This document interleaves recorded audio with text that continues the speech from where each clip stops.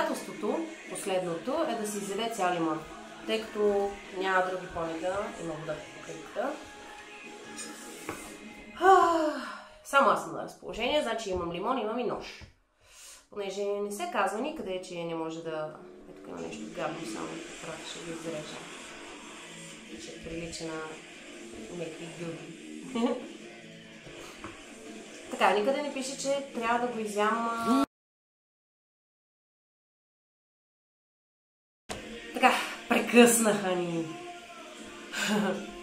Звъннаха ми на телефона и видеото спря. Както и да е, никъде не се казва, че трябва да го изям както ябълка да си го ръвам. Затова ето с кората махнах тази гадната част. Просто ще си режа от него и ще си папкам. Тук изчегъртвам гадните семки. Гадни семки. Падай, бе. Вижте, падна. Ай на здраве.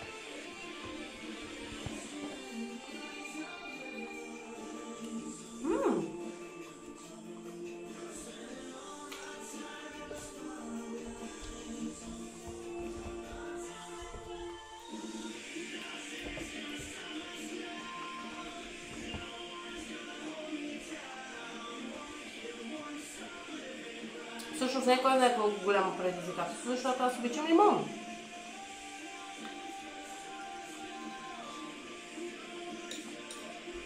Доста хора покрай мен всъщност обичат лимон.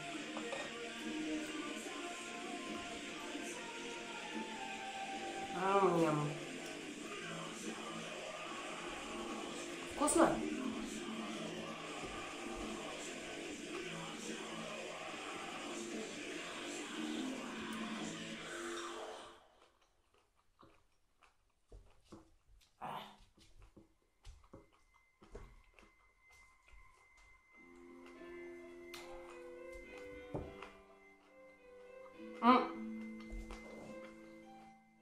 Ще отрежа и дръжчицата.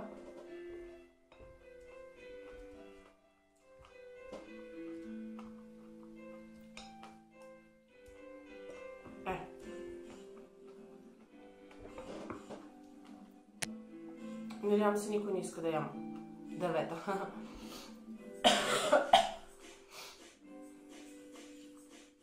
От толкова много предизвикателства изяш това, изяш онова, изяш сополи с марасоли и така нататък.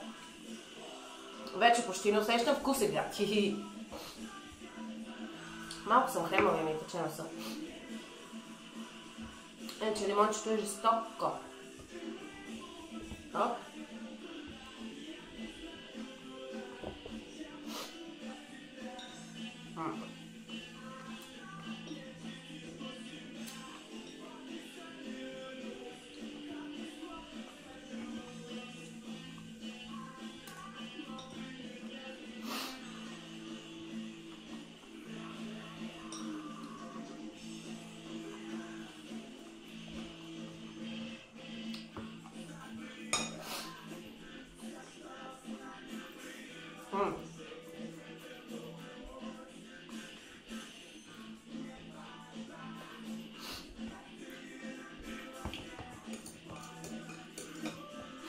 Не кой знае колко интересно да се яде лимон.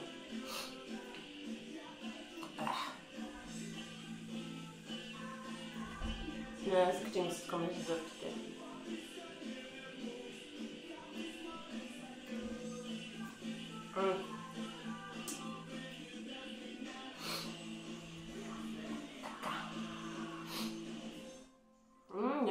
Ням.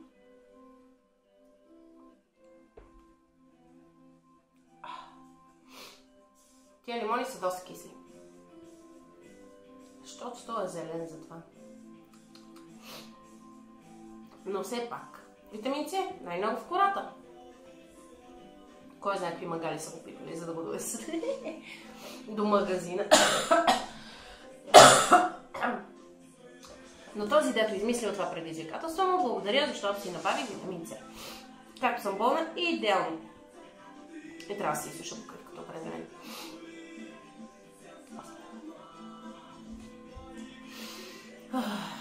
Изморих се да дъвча всъщност. Не знам, обаче скапаха ми косата.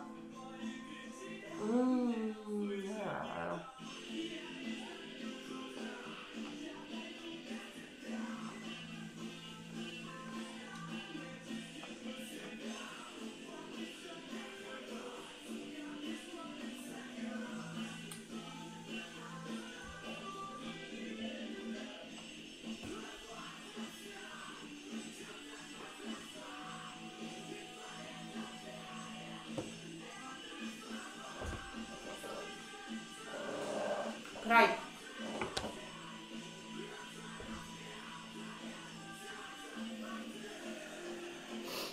Истината е, че конитата...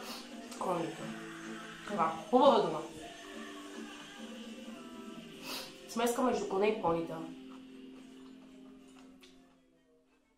Почвам да си мисля, ако понито е мъжко, как ще кобилата. Както е.